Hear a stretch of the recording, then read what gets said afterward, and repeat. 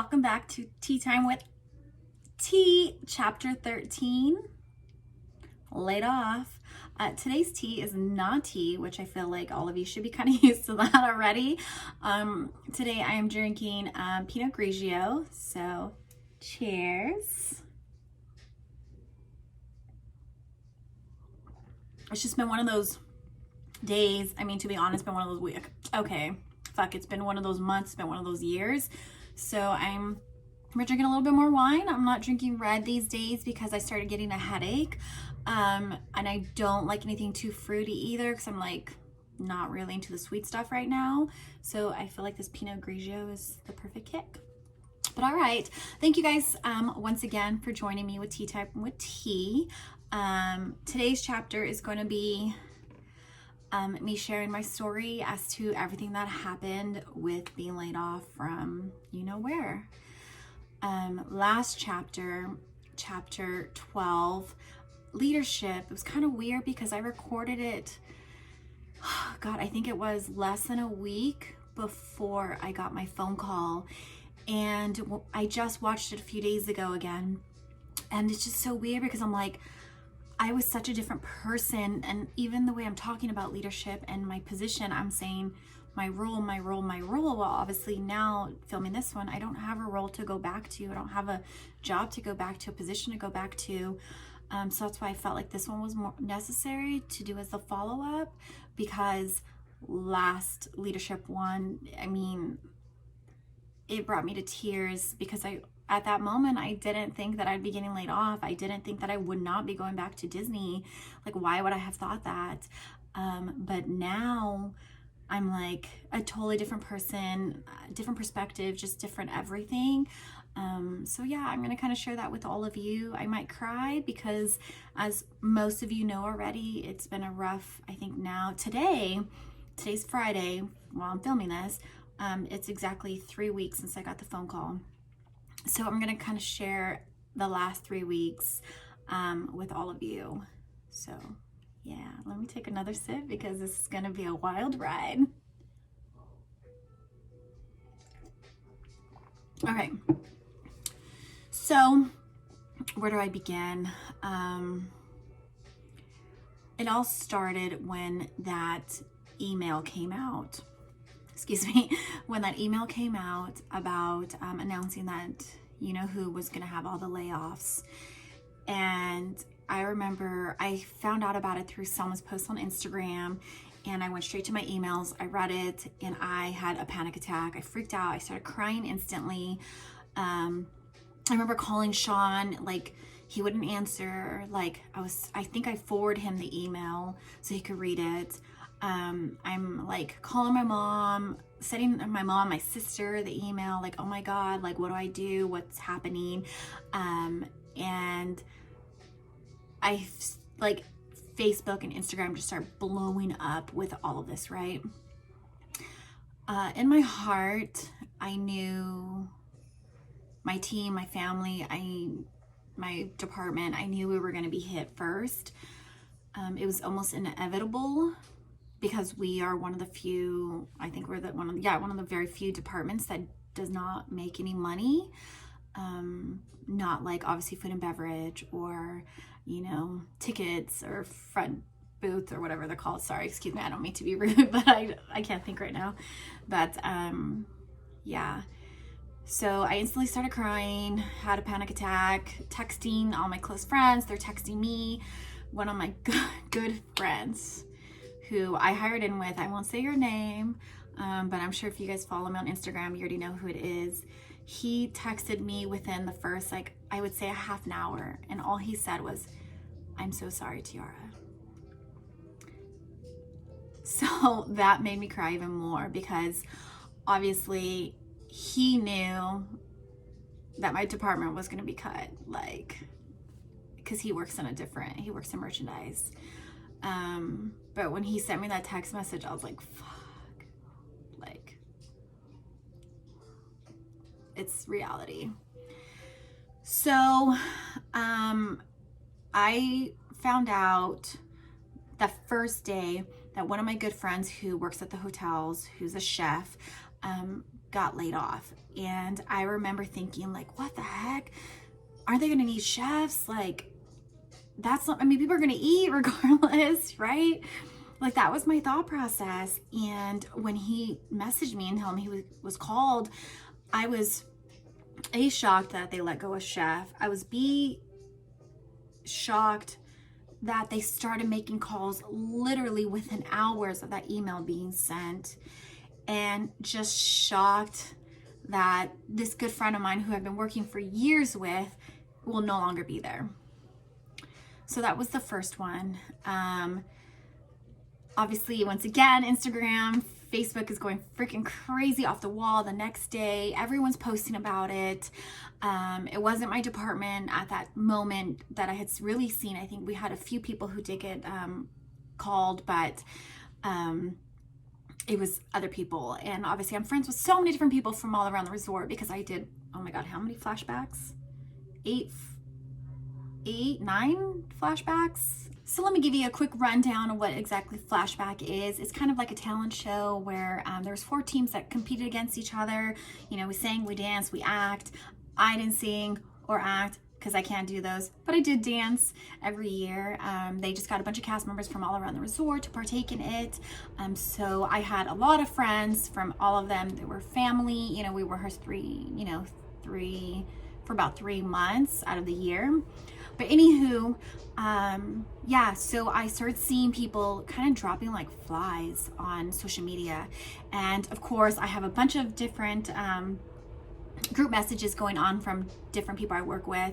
And, you know, we're all texting each other. Oh my God, did you hear about this person? Did you hear about that person? Have you gotten a call? Like, it was insane.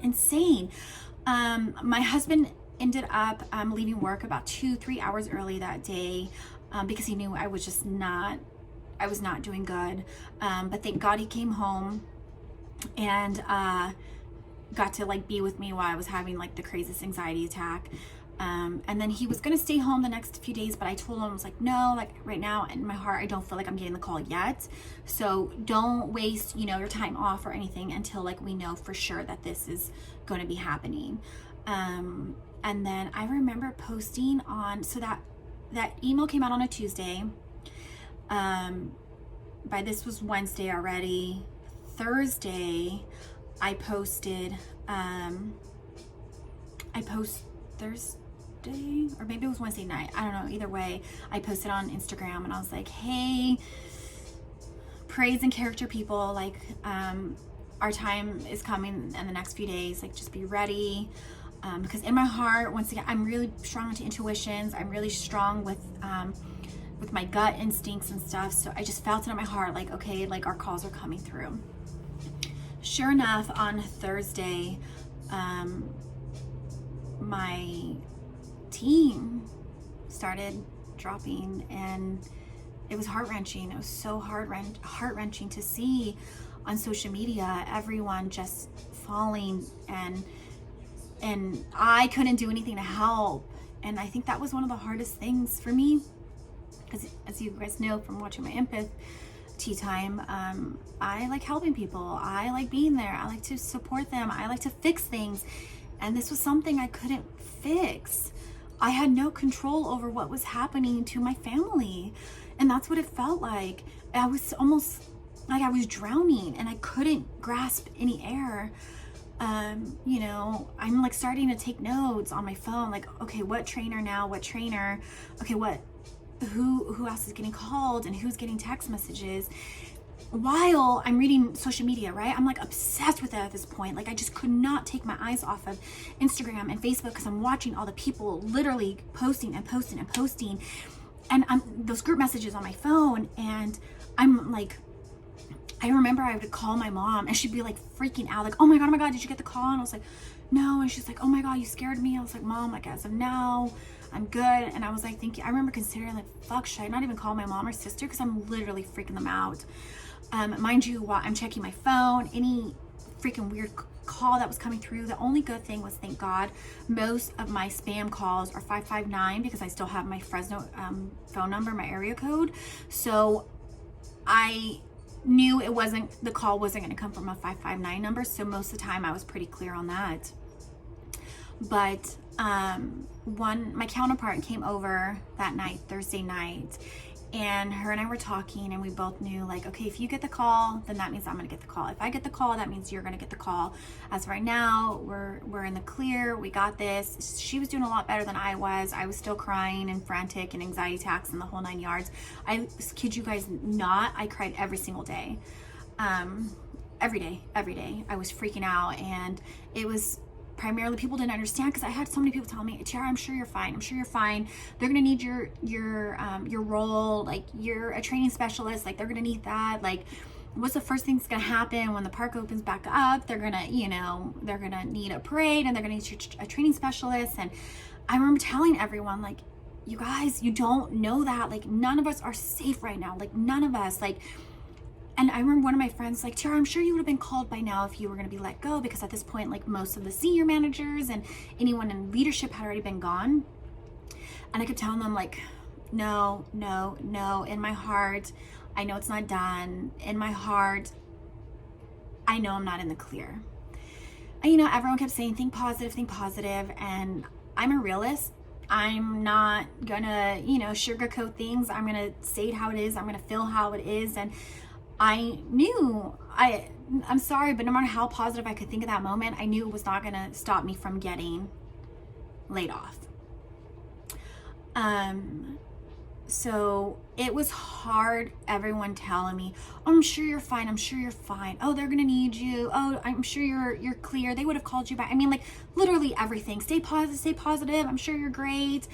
And I was like, at this point, it wasn't even about me. It was about my team. Like, I can't stress this enough, how hard I worked to build this team, you guys. Like, they're my babies, they're my children. Like, it's like seeing your children be taken away from you. Like, that's what it felt like, okay, fine, I've never had kids, and I'm probably never gonna have kids, and I don't know exactly what that feels like. But to me, that's the only thing I can, compare it to, is someone taking a piece of my family away from me one at a time, and I literally have no control over it. I was telling my counterpart, that kind of reminded me of, like, the Titanic, right? They hit the iceberg, and a lot of people didn't really know what was going on. You couldn't really see it coming because it was so dark. You don't really know who's getting on the boat, who can't get on the boat. You're just kind of, you sink or swim. And that's kind of what it felt like at that moment. Like, I just saw all of my friends and family drowning in this freaking icy cold water, and there was nothing I can do. There wasn't enough, life preservers to give them. There wasn't enough boats to give them. There wasn't anything to do at that moment, but I just had to sit there on my fucking phone and be miserable and cry and stress and everything. So now let's go to Friday morning. One of my good friends, who's one of my trainers, had texted me that morning saying he was laid off. He had just gotten the call, and it was like 8:30 in the morning. And when he had texted me, that made me cry all over again. And I was like, oh my God, it's a whole nother day, right? Every day we were thinking that. Every day we didn't know when the calls were going to stop. We didn't know when the calls were going to start. We didn't know what numbers really to look for. We didn't know any of that. So Friday goes on, same thing again. By this time I already dealt with it. Half of a Tuesday, Wednesday, Thursday, and now Friday, going through this. I couldn't sleep. I was tossing and turning. I had nightmares. So many other people from work were messaging me, like, we're trying to create, like, these theories as to what we think it was. People would ask me, like, okay, do you think it's this? Do you think it's that? And I would tell them, you guys, like, literally anyone and everyone could be laid off right now. Like, there is no rhyme or reason to this. I'm big on putting puzzle pieces together. That's one of my favorite things to do. Not actual puzzles. Like, I hate fucking puzzles. I have no patience for that. But, like, in life, I like putting things together. I overanalyze everything. So, typical me, I'm overanalyzing it. I'm trying to think, like, okay, is it this? Is it if you have this? If you, like, everything, and I couldn't figure it out. So, all right. So Friday evening, my two friends were supposed to come over. And they were supposed to come over at 5 o'clock. They didn't show up until 7. I received a phone call at, like, I think 6:30 p.m. I was texting another counterpart of mine, but he works on the safety side of it. It was the craziest thing is I was texting him as he had just sent me a text, and he had just told me, oh my God, Tiara, I just got a 714 missed call, but they didn't leave me a message. And I was like, oh my God, that's so crazy. I literally just got a missed call, but I'm waiting for them to leave a message. And I remember like seeing my phone and being like, oh my God, it's, you know, like 6 o'clock on a Friday night. Spam calls are usually done by now. Like I knew it. I was like, this had to have been it. This has to be it. So I remember texting my husband. I was like, oh my God, oh my God, oh my God. Like I just got a missed call. He's like, what's the number? So I sent him the number. He Googled it. It was like some random, plumbing company of some sort. And he's like, no, I'm sure you're fine. And so I'm texting my counterpart, and he's like, yeah, Tiara, they didn't leave us messages. I heard they're leaving messages. So I'm sure we're fine. I'm sure we're fine. And I was like, okay, like, I hope so. So I'm literally sitting in the living room in the dark with my 2 girls by myself, waiting for my 2 friends to come over. As they walk into the door, I get a text message from one of my managers telling me someone else had got let go. Mind you, there was 2 people left who hadn't been called that we knew of that kind of gave us hope, besides like me and my counterpart, or, you know, the specialist. So he texted me and he's like, Tiara, I just want to let you know so-and-so just got the call. I was greeting my friends coming over, so I didn't really get to like sit there and let it sink in. So at that moment, I go to the bathroom. I'm texting the other person who hadn't been called yet, and I said, hey, just to let you know, so-and-so got a call. And she's like, oh my God, Tiara, I just got mine. I just got off the phone with them. And right then and there, I instantly just broke down in tears, and I'm crying hysterical on my bathroom floor, because I knew if these 2 people were called that I was next, or I was before them. So I'm crying on the floor, and my counterpart texts me, and she's like, Tiara, I just want to let you know I just got my call, so I just wanted to warn you.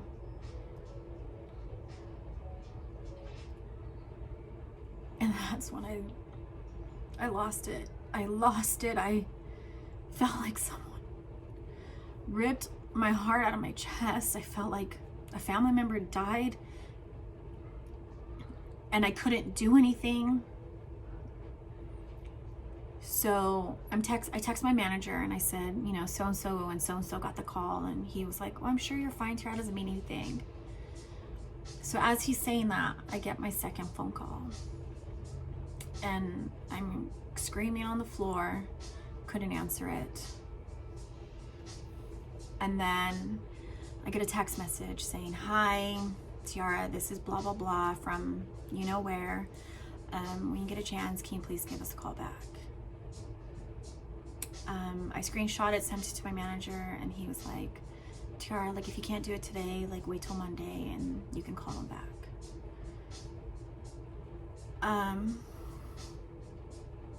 At this point, I lost all control over my body, my mind, my heart. And I am literally screaming and crying on my bathroom floor. It's one of those things, like, I knew it was coming. Everyone else had gone through it already. All my friends had gone through it, my coworkers, everyone. I had been preparing for this since Tuesday when that initial email came out, but fuck, nothing I could have done could have prepared me for that moment. Nothing. I mean, everything's crossing my mind. Like 12 years, I almost hit my 12th year. Like, how is this happening? Like, I finally find the job of my dreams. I finally have my team that I worked so hard to build. I finally am in a place that I could call a career.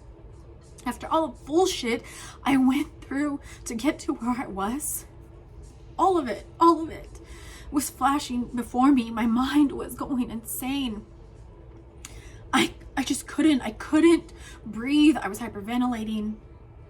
At this point, my friend comes in the bathroom and he's trying to make me feel better, and I'm crying hysterical into his shoulders and his arms because we hired in together. So he knows my entire 12 years of life. He knows all the heartache, all the pain. I mean, even for my personal life, all the boyfriends and the breakups. And I mean, he went through everything with me, and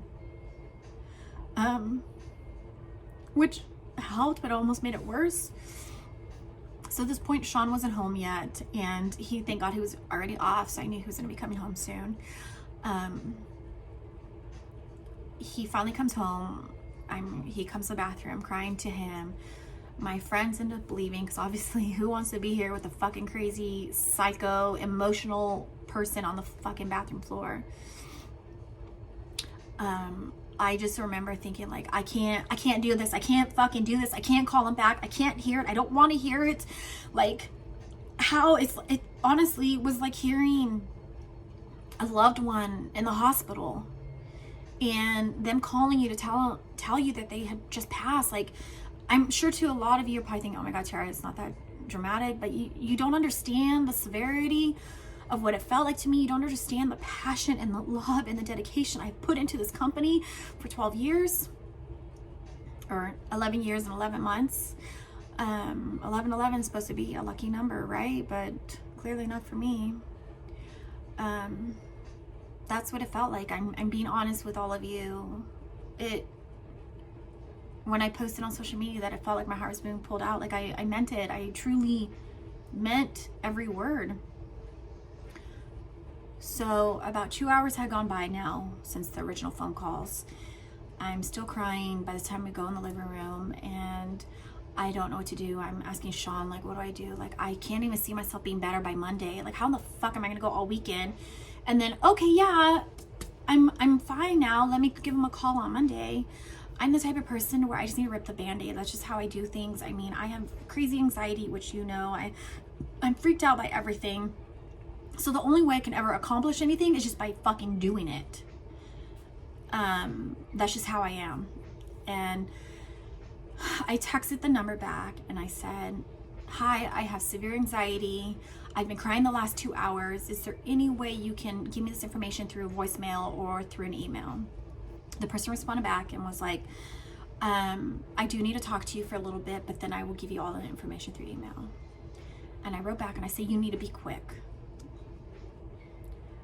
So less than 5 minutes later, that phone call came through, and at this point it's already almost 10 p.m. Almost 10 p.m. I think. I can't really remember. Anyway, that's irrelevant. My phone rings and I start crying as soon as my phone's ringing, and I answer it. And I'm instantly like, hello, right? Like, sobbing. My girls start barking out of control because they hate when I cry. So Sean's trying to calm them down. I'm on the phone. At this point, I collapse again in the kitchen. And I'm like crying on the phone, and I can't get a word out. Like, they can't get a word in. And I'm just like, like, you know, fuck. Like, fuck. You could tell on the phone that they panicked. It was 2 women. It was whoever a manager was, and then HR.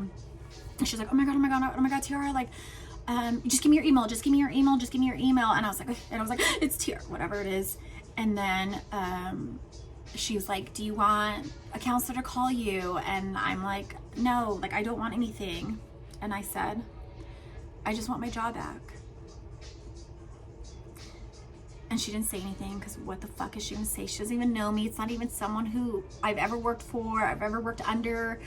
I'm literally, at that moment, I'm just a number, just a name on a list. That's it. I was just someone she needed to cross out for that night to go on for her weekend. So I asked her,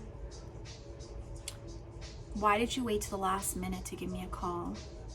You gave my entire team hope. Why couldn't you have called me sooner? And she was like, Tiara, we called you as soon as we could. She's like, do you have any questions? I said no, and I hung up. I cried myself to sleep that night. was so surreal, so unreal, so traumatic. I mean, just fucking miserable. So the next day, I get a text message from my senior manager, and she calls me, or I called her because she asked if she can talk, or if I could talk. Oh my God, see you guys, I can't even fucking think straight anymore. Anyway, I called her, and she let me cry for 45 minutes on the phone with her. She, said the right things that I even told her. I was like, I wish you were the one who have called me, because then at least you know me, you know my work ethic, you know my, my passion, you know my drive, you know my family, you know my team, my trainers. Like, that's what hurt more than anything, is I just brought on this whole new batch of trainers onto this team. They were only with me for what, 2-3 months? And like, that broke my heart, that I wasn't done. I'm not done. Crying to her and talking to her made me feel so much better. I actually stopped crying later that Saturday. And now let's fast forward now. Like I said, today's 3 weeks since the phone call. I have cried since that Saturday. I have cried maybe twice since then. It's funny because when people ask me like, oh, how are you doing? And I'm like, honestly, I'm in the stage right now where, well, at first I was like, fuck, like I'm doing so well. Like I'm recovering so good. I'm shocked how well I'm recovering. Like, I think I've recovered faster than anyone. I wasn't crying anymore because I had been mourning it for so long. But now what I realize I'm doing is typical me. I brush things under the rug. I don't face them. I kind of just ignore it. I block them out. That's what I do with any of the trauma that happens in my life. I kind of just block it out, because I know if I focus on it, or if I analyze on these things, that I'm just going to have anxiety and I'm going to be miserable. So I'd rather pretend I'm okay, or pretend that I'm moving on, or pretend I'm happy, than to be here being miserable, literally probably in my bed crying. So, yeah, I had a lot of conversations since then with a bunch of other people who got phone calls. I had conversations with people who didn't get the phone call. I have my theories because, once again, I am big on my intuition, and I kind of like to figure things out on my own. So far, everything I've already anticipate happen, has already happened and is happening. But I kind of stopped doing that too. I just kind of was like, you know what, I need to worry about my mental health, and doing that is not, obsessing over it is not healthy for me. But yeah, I'm definitely in that part where I'm just like, I'm not facing it as my reality. Everyone, I'm just going to say it, everyone keeps asking me, what's next for you? What's next? I'm not seeking any other employment right now. Thank God, beginning of furlough, I was smart for once. I paid off all my bills. So all I have to pay is like the utility bill and my car insurance. So that's it. But all my other bills are paid off already.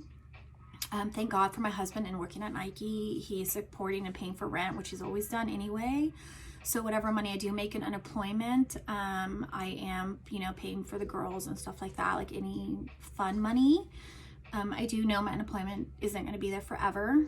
So that is something I'm going to have to start stressing about. But right now, I am not ready to face it. It's kind of difficult because I was already ready to go back to work, because I knew I'd be in my little cubicle. I could have my mask on. I have my purifier right next to me. Ooh, excuse me if you guys heard that. I have gastritis, so I tend to burp. But I wasn't worried. I was like, I can control my environment. I can be safe. I can wash my hands, do all the things. But if I go apply somewhere, I don't know what the safety, environment's going to be. I have asthma and all my health issues. So I'm like, is it worth me putting my life and body at risk right now? No, not until I absolutely have to. And then hopefully I can find something. I'm very lucky because, like I kind of shared with you with most of my leadership topic, I've worked so many avenues. I forgot to mention in the last chapter, I also worked at House of Blues in downtown Disney. And then I also worked at Sephora in downtown Disney. So I've literally worked every avenue, retail to food and beverage to now entertainment, like leadership. I mean, I've done everything. So I'm not 100% worried about finding another job, even if it's just a little job just to get us by until I figure out my career. I'm not worried about that either. I'm more worried about my health. So that's why it's like, it's not worth me risking. Another thing I do want to share, because it's something that's been bugging me and it's a pet peeve of mine. It's crazy, the people who don't work at this company with us, who don't understand our obsession with it, and they don't understand that it's not a job, keep telling me, oh, when one door closes, another one opens. Shut the fuck up. I'm sorry, I don't mean to be a bitch, but like, that's not something you tell someone who literally just lost their dream job. You wouldn't tell a football player who's in the NFL, who might have broken a leg or a toe or foot, I don't know, an arm, oh, well, one door closes, another one opens. You wouldn't say that shit to them, so why the fuck do you guys keep telling me that? Yeah, I'm not making this crazy money like a, athlete is, but still, like, this is my dream job. And I feel like people who don't work here or there don't understand, and they keep telling me that, oh, you're fine, you'll realize later that there's bigger, better things out for you, that this was just maybe this company was blocking you from your destiny, and blah blah blah blah blah. And like, it's funny because I told my mom, I was like, Mom, I'm so over it. And she's like, Tiara, but this is what we are trained when we're younger, to make people feel better when they go through stuff. And I was like, I guess it never hit me. And I apologize to anyone I've ever said that to. Like, I will try so hard not to ever say that to someone ever again. But it's bullshit. Like, I get you're trying to help and you don't have the words or whatever it is. But this company is not just one door closes, another one opens. I literally moved here with only enough money to pay first month rent. I was in a deadbeat relationship where the guy moved here with me from Fresno, didn't even have his money to pay for the rent, where my mom had to pay for it. I worked 3 jobs to pay for a $1,600 rent. I had a shitty ass roommate at the time. I had no friends. I knew no one. I didn't have any family here. I would literally be homesick, crying, talking to my mom every fucking night, crying, but I stayed here. I'm someone who suffered through major anxiety through high school, who wouldn't even walk by themselves, but yet moved 4.5 hours away from home to work for this company. Have you done any of that at your job? Chances are no. So for people who don't understand, who can't relate to why we are the way we are, why we're broken, why our hearts are aching, it's not just that we're being laid off. Okay, fine. Yeah, I get it. You might have been laid off 10 years ago. Your mom might have been laid off, your dad, your grandma, whoever. But was it from their dream job? Was it from somewhere that they did anything they possibly could to get there? If it was, maybe you do understand. Maybe you can relate. But if not, please leave me the fuck alone. I'm sorry. I hate to be a bitch, but and then everyone telling me stay positive, stay positive, stay positive. I'm sorry, right now I don't want to be positive. I don't. I have a right not to be positive. I have a right to grieve. I have a right to mourn, not just for me, but for everyone else who's going through it. Yes, I'm very lucky I have Sean. I'm very lucky Sean makes really good money at Nike. I'm really lucky that I have him. I even told him if I was single and living by myself, I would have had to move back home, because there's no way I could afford rent off of unemployment. There's no way. So yes, I'm very lucky in my situation. Right now, I don't have to go get a job right here, right now. And not everyone is in that. I think about that. There's people who are married, husband and wife, or husband and husband, or wife and wife, who worked there and they both got laid off. Like, how devastating. And then this governor knew something. I'm probably gonna piss people off even more. I just posted on Instagram. I don't blame him. I don't blame Newsom for what has happened. I have worked leadership. I get it. I'm not in politics. I am nowhere near that. But I understand how hard it is to make a decision. I know everyone keeps saying that he's greedy and he wants to only care about himself and blah, blah, blah. And it's just about, I don't know, whatever else people are saying. But it's like, to me, I honestly think he's caring for the for all of California. Yeah, it sucks that I'm out of a job. Maybe I wouldn't be saying this if I didn't have Sean. I don't know. I can't predict what would have how it would be if I wasn't in the situation I'm in now. But yeah, economy is fucking shitty. Yeah, it sucks because not only affecting us, it's affecting all the hotels, all the restaurants, everything else surrounding that area. So I get it. Trust me. I think big. I think broad. I think everyone. I think whole. But, and everyone keeps saying, well, in Walt Disney World, they do this. We're not them. We're not. It's not the same people. It's not the same clientele. We're not the same tourists. It's not the same anything. Their streets are way wider than we are. Like everything. So I'm tired of people comparing things to someone else. I'm tired of people putting that blame for someone. Like, we're in a shitty fucking situation right now, you guys. That's the reality of it. Could it have been prevented? Maybe. Could it have been resolved by now? Maybe. Could there be other solutions? Maybe. I don't know. There's two sides to every story. And that's how I sit back. And even though I'm heartbroken and I literally lost the first love of my life, like, this place was the first love. I told my mom when I was 6 that I was going to work there. My mom used to bring me on my birthday, literally drive 4.5 hours away to bring me to this place just for my birthday. And we would drive back that same night. If I would go through a breakup and be crying and heartache and pain, my mom would drag me here just to go play there. Like, it's my escape. It's always been my escape from reality. It's always been, you know, my happy place, or, you know, the place where you can be a kid and all the stuff that people say. That's really what it is.